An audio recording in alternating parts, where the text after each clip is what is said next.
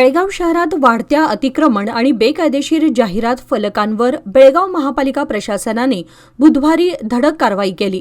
कित्तूर आणि चन्नम्मा परिसरापासून जेएनएमसी कॉलेजपर्यंतच्या मार्गावर लावण्यात आलेले अनधिकृत फ्लेक्स, बॅनर आणि होर्डिंग्ज हटवण्यात आली।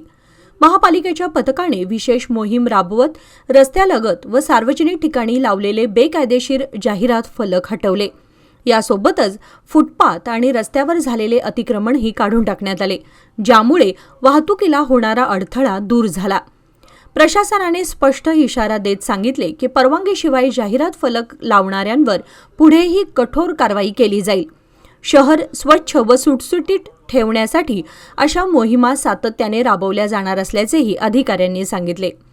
यावेळी महानगरपालिका आयुक्त कार्तिक एम, अनुराधा तपशी, लक्ष्मी निप्पाणीकर, सिद्धगौडा, अनिल बोरगावी, रुखसार शेखबडे, यल्लेश बचलपुरी, अंकित तसेच आरोग्य, रेव्हेन्यू आणि पीडब्ल्यूडी खात्याचे अनेक अधिकारी उपस्थित होते।